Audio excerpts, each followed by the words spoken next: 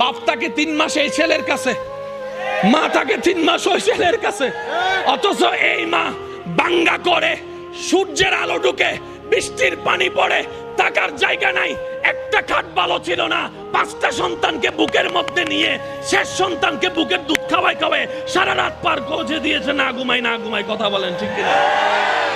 একজন মা 6টা সন্তান রাখতে পারছে, 6টা ছেলে, একটা মা রাখতে পারে না, একটা মা রাখতে পারে না। এর চেয়ে বড় অবাক আমরা কি হতে পারি? আল্লাহ যে গজব দিয়ে ধ্বংস করে দেয় নাই আমাদেরকে, এটা আগে শুকরিয়া করতে হবে, শুকরিয়া করতে হবে। কথা বলেন ঠিক কিনা? আল্লাহ পাক আমাদের সবাইকে বুঝার তৌফিক দান করুক। আমার আওয়াজ শুনছেন? এমন কোন সন্তান যদি থাকেন মাকে বাগবটরার মধ্যে লাগাই দিয়েছেন, আমার যদি কথা শুনছেন, এমন যদি আমার ভাই বোন যদি থাকেন মা বাবার সেবা করার সুযোগ ছিল, কোনো রাগ করে করতে পারেন নাই, আমার দিকে তাকাই হলো, আমি ভাইয়ের কথা রাখার জন্য হলো, মায়ের পায়ে ধরে ক্ষমা চাওয়া শুরু করেন, বাবার পা ধরে ক্ষমা চাওয়া শুরু করেন। মনে রাখবেন, এদিকে মা বাবা আপনার উপর খুশি হয়ে যাবে, রব আপনাকে কবুল করে নিয়ে যাবে। সুবহানাল্লাহ। জান্নাত পাওয়া সহজ, আমরা কঠিন বানাই ফেলেছি। এখানে সংসারে টাকা কামাই এমন ভাই আছে না? আছে। হাত তোলার দরকার নাই, আছে না? আছে। যাদের মা আছে এমনও আছে না? আছে। বাবা আছে, আছে না? আছে। আমার একটা আবদার মনে রাখবেন, আপনার মা বাবা যদি আপনার টাকা দিয়ে ওনাদের পেট চলে, যেটা আমাদের সমাজে বলে আর কি, আপনি চালান, আপনি খাওয়ান, এমন যদি হয়, এই কথা কখনো চিন্তায় আনবেন না আমি আমার মারে খাওয়াই, এই কথা চিন্তায় আনবেন না আমি আমার বাবাকে খাওয়াই, বরং ওনাদের উসিলায় আল্লাহ আপনাকে কামানোর তৌফিক দান করেছে। মনে রাখবেন, মা বাবার জন্য প্রতি মাসে আপনার সামর্থ্য অনুযায়ী কিছু খরচ রেখে দিবেন। জোরে জোরে জোরে। প্রত্যেক মাসে সন্তানের পক্ষ থেকে মার জন্য একটা আলাদা হাদিয়া দিবেন, বাবার জন্য একটা আলাদা হাদিয়া দিবেন, ওনাদের যেন চাইতে না হয়। বুক ফুলায় কাজ করেন, মার জন্য দেন, বাবার জন্য দেন। ঘরে বউ থাকলে বউকে বলেন, ও বউ, তোমার মা বাবা রেখে আসছো, আরেক মা বাবা এখানে আছে, আমি আমার জন্মদাতা মা বাবারও খেয়াল রাখবো, ওই মা বাবার কারণে যে তোমাকে পেয়েছি, ওই মা বাবারও খেয়াল রাখার চেষ্টা করব। সত্যি করে বলেন, সংসার আর অশান্তি? কথা বলেন না রে ভাই। মা বাবার জন্য মন খুশি করে খরচ করতে পারবো, মা বাবার জন্য মনের মধ্যে কোনো আফসোস কষ্ট না রেখে মা বাবার সেবা করতে পারবো। 2 হাত তুলে দেখাই বলেন না রে ভাই ইনশাআল্লাহ। অনেক ভাইয়েরা হাত তুলতে চায় না, বলে যে আমার মাও নাই, কেউ বলে যে আমার বাপ নাই, কেউ বলে যে আমার মা বাপ দুজন নাই, সেবা করব তো কিভাবে?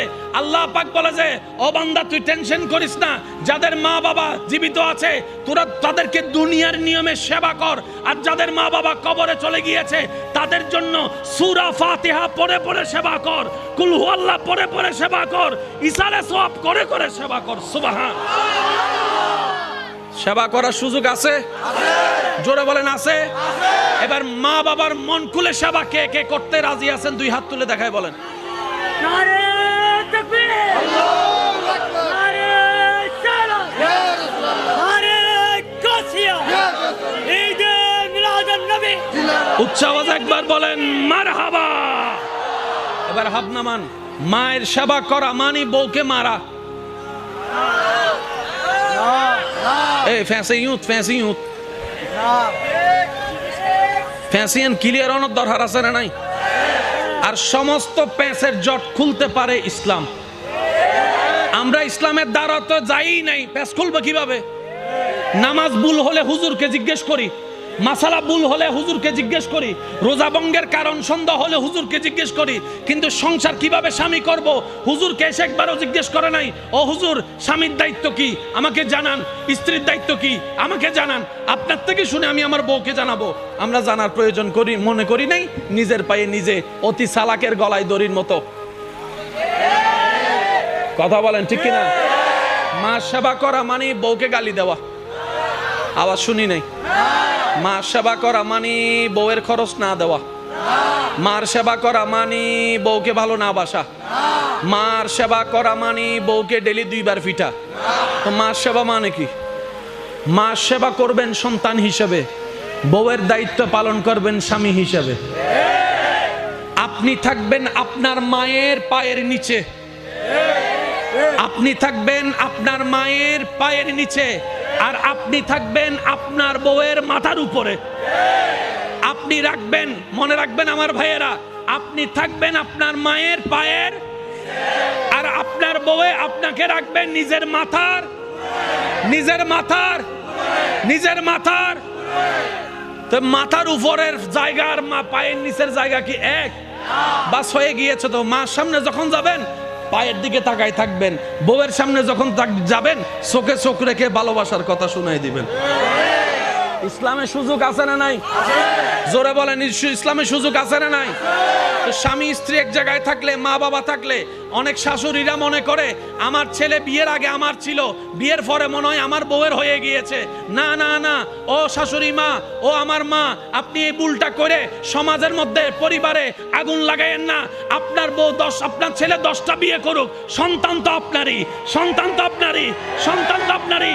আপনি কেন মনে করছেন আপনার ছেলের বউ আপনাকে ছেলেকে নিয়ে গিয়েছে? না, উনি ছেলেকে নেয় নাই, উনি উনার স্বামীকে নিয়ে গেছে।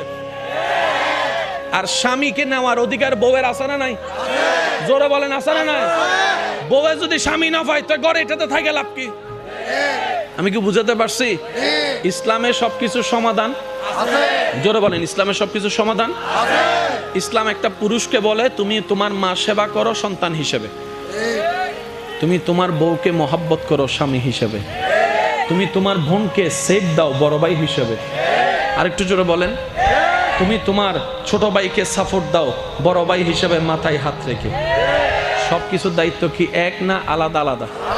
আল্লাহ পাক আমাদের সবাইকে ইসলাম মেনে আমল করার তৌফিক দান করুন। রাসূলে পাক সাল্লাল্লাহু আলাইহি ওয়াসাল্লাম বলে, বান্দা যতক্ষণ তার রবের খুশির জন্য অন্য বান্দার উপকার করতে থাকে, ওই বান্দার রব ওই বান্দার উপকার করতেই থাকে, করতেই থাকে, করতেই থাকে। সুবহানাল্লাহ। যে রবের খুশির জন্য রবের বান্দাকে খাওয়ায়, ওই বান্দার রব ওই বান্দাকে খাওয়ার ব্যবস্থা করে দেয়, রিজিকের মধ্যে ভরপুর করে দেয়। সুবহানাল্লাহ। যে অন্যের ইজ্জত হেফাজত করে, রব তার ইজ্জত হেফাজত করে। যে অন্যের দোষকে গোপন রাখে, রব তার ইজ্জতকে হেফাজত করার জন্য তার দোষকে গোপন রাখে। যে অন্যের মুখে হাসি ফুটায়, রব তার জীবনের মধ্যে প্রশান্তি এনে দেয়। সুবহানাল্লাহ। এই সিস্টেম দিয়েছেন কে? একটু জোরে বলেন, এই সিস্টেম দিয়েছেন কে? মানার দরকার আছে না নাই? মানলে লাভ না ক্ষতি? তো আমরা যারা লাভ বুঝি, আমরা যেন এই আমলগুলা করার চেষ্টা করি, বলি আমিন। এখানে যাদের পকেটে যা টাকা আছে সব আপনার?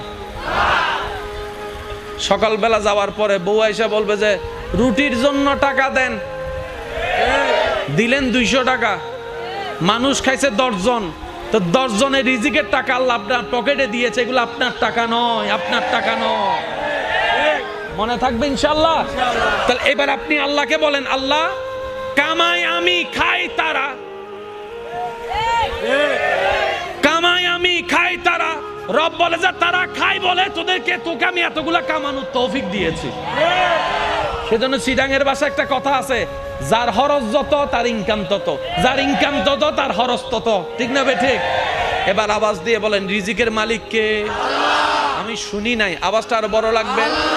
হায়াতের মালিক, মওতের মালিক, দেওয়ার মালিক। দিচ্ছেন কে? দেখছেন কে? যত্ন নিচ্ছেন কে? আর আল্লাহ আমাদের সাথে আছে না নাই? আমাদেরকে দেখে কি দেখে না? দিতে পারে কি পারে না? সুতরাং আমাদের কারোর সামনে দুনিয়াবি সামনে সুদের কাজ, ঘুষের কাজ করার দরকার। আল্লাহ দিবে, সময় হলে আল্লাহ দিবে। ইমানদার ভাইয়েরা, রাত যত গভীর হয় সম্পর্ক তত। কথা বলেন, কথা বলেন, কথা বলেন। নবী রাহমাতুল্লিল আলামিনের উম্মত করে আল্লাহ আপনাকে আমাকে এমন দামি বানাইছে রে ভাই,